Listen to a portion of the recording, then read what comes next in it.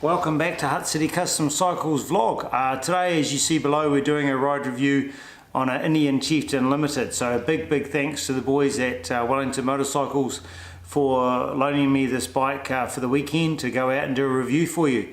They're very nice guys, very helpful. I've been dealing with Wellington Motorcycles for the last 10 years. But this video is not sponsored by Wellington Motorcycles, so everything I say I'm going to be open and truthful about, but I'm really looking forward to taking this Indian for a ride. So this is a very first for me. But anyway, look, enough chit chatter, let's get out there and ride this bike.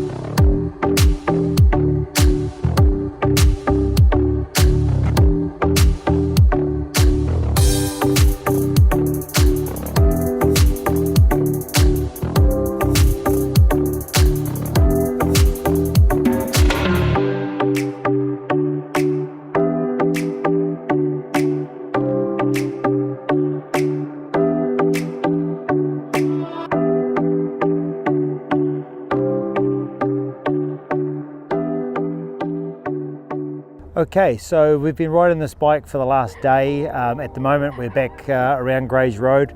Wanted to experience what the bike was like around all the curves and the corners. So what we can first say, when we picked up this bike from Wellington Motorcycles, straight away we noticed how well the chassis handled. It was extremely good around town, extremely nimble, far easier to turn, to U-turn, to do those quick maneuvers around car parking lots than certainly my Road Glide. I would definitely compare this with the feel of a smaller bike. The bike is a good weight. It definitely feels a similar weight, probably a bit lighter than my Road Glide, but the chassis is far superior. So whoever buys this bike, and if you buy this bike, you'll be extremely happy with the way it handles.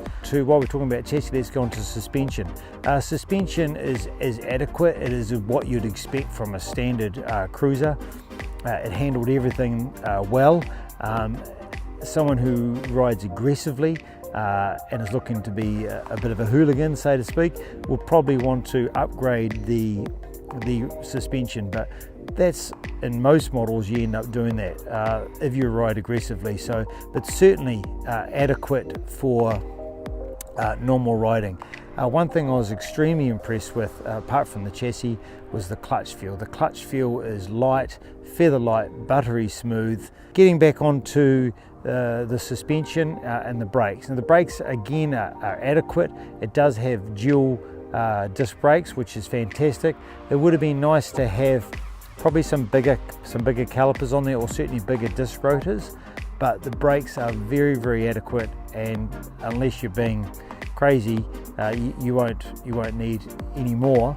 The ABS I didn't use, but certainly having that in the back of your mind, knowing that you've got ABS is a very big plus.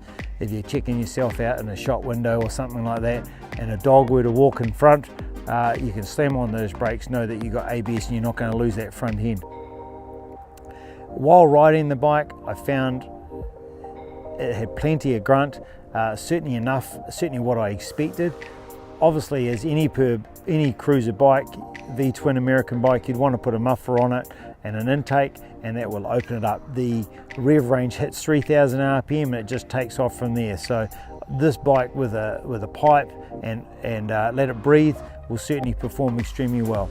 The audio system on this bike is incredible. The LCD screen is absolutely fantastic, whether the sun's shining on it or not. It's just bright, it's clear, it gives you heaps of information from RPM to engine usage time to Ks. all those basic things that you'd expect. Very intuitive. I didn't know this bike from a bar of soap, and I'm thinking, how do I do this? How do I do this? And I think, oh, this button should do this, and sure enough, that's what it does. So it's very intuitive, very easy to use, very easy to get used to. Pairing my phone with the audio system was easy and simple. I didn't need instructions. It was as you would expect. One thing I liked best about the audio system on the dash, it told you what your tyre pressures were. I'm forever wondering what my tyre pressures are. You have to get down on the ground, check those tyre pressures. You don't have to do it with this bike. It's all on the screen, so that makes life extremely good. The audio system itself was as good as my Road Glide Special. Is it better? No. Is the sound quality worse? No. I'd say it's right on par with that. But the actual system itself of the Indian is fantastic and far superior to anything I've seen in a cruiser bike to date. Looking at the bike itself, I mean, this is the Limited, so it does have the cut off or the smaller front guard and the contrast cut aluminium wheels, which look absolutely fantastic. The handling could be a tribute to that, but I believe that the spoked wheel bikes actually have the same size wheel, a smaller wheel but a bigger tyre, so the rolling circumference is the same. So I would expect the non-limited bike to handle just as good. The bags are great. They also have a central locking, so you can lock and unlock the bags for protection, but they also have a key lock on the top as well. I thought those were very good. They're very big. They're not big on the bike, but there's plenty of room inside them. I packed all my camera gear, a jersey and a hat and all that sort of stuff, and all I really needed was one bag to do that. So I was very impressed with the size of the bag and how much they can hold. I think this bike would look just as good without the bags on it, because it does have that full wheel cover that the Indians have. The other thing I found very good on this bike was on the top of the screen, it has a place there to put your sunglasses or your phone, and it has a USB outlet there. It would have been nice to see another storage compartment on the front. I believe that in the fairing there probably Indian may have had some room. So let's get to the aesthetics of this bike. The paint is absolutely spectacular, as good as anything I've ever seen. The gloss black has some metallic through it, and it looks very, very nice, and the sun gleams off it very well. We've talked about the contrast cut wheels, how good they look. It's a very, very good looking bike with the LED lighting. The chrome is in extremely good condition, and the seating is very, very comfortable. The stitching in the seats, very, very nice. You're not going to be disappointed with this bike. On the open road, wind protection is something that I'm big on because I like to ride long distances. If you're an open face rider and you like to not wear a visor, then this bike is fantastic. The electric screen you can take up and down to cut the buffeting out, increase your wind flow, or completely cut off your wind flow. I liked it with the screen fully up. I was able to lift my visor up. I was able to ride with an open face, plenty of view, and the wind was completely cut off my face. So it comes down, push comes to shove, what do you think? What do I think about this bike? I'm very impressed with the bike. It handles great, performs great, does everything that you'd expect it to do. Whoever buys one of these bikes, or you're looking for an American cruiser, then you got to take one of these for a ride. You'll be very, very impressed with the handling and the chassis, the smoothness of the engine. The gearbox is very good feel. You know when you're in gear. It's extremely easy to find neutral. Really, really hard to fault this bike. You could do with a little bit bigger on the brakes, would be nice. A little bit of this would be nice, a little bit of this would be nice, a little bit of that would be nice. But its price point, I believe, is a good price point. So value for money, an Indian Chieftain Limited is a really, really good option, and it's very much worth a try. Go and see Clint and the guys at Wellington Motorcycles. This is their demo.